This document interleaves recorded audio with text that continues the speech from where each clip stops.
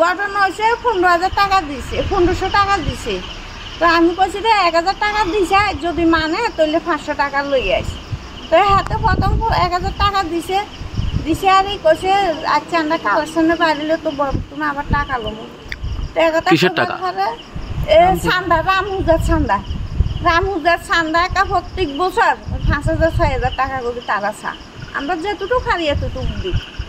তো এবার করে না 1500 টাকা দিছে, 1000 টাকা দিছে, 500 টাকা হাতে রাখছে। হেয়ার হলে হোলারে কি আসার বলে বক্তা গালিয়ে লাগবো, তবু 1500 টাকা হাঁকছে লইছে না। লইবার হে চলিয়েছে। আমরা তারা পূজাত গেছিও না, প্রসাদও লইছি না, কোনো আনন্দ উৎসবিতে কিছুতে নাই। আমরা বাড়ি ধরে রয়েছি। তাহলে আজকে আর বিসর্জন দিতে গেছে, মদ সদ খাইয়া বিসর্জন দিয়া এই বেটাগা হলুর গুলার বিসর্জন দিছে রামেরে দি হেয়ার হবে দোকানে গেছে, যাই কইছে টাকা দিবার নাই, দিতে না কইছে দোকানটো সোলাইনি আসারি ছড়ি শাড়ি কতটি মিলি ইচ্ছে মতন মটর খাই দুবলাই আছে রিটার্ন কর্মকার আছে। মারছে কারা? আপনার কে হয়? আপনার কে হয়? আমার স্বামীরে হেরা ধরে মারছে। আর আমার বাবা।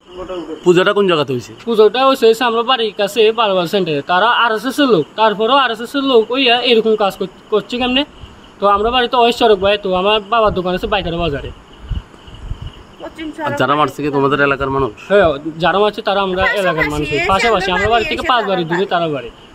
ধ্রুবরই বাড়ি এসে 5 বাড়ি দূরে, আর রিফন কর্মকার বাড়ি এসে আমরা এখানে মধ্যপাড়া ক্লাবের কাছে বাড়ি। তাই না, এরা কি করে?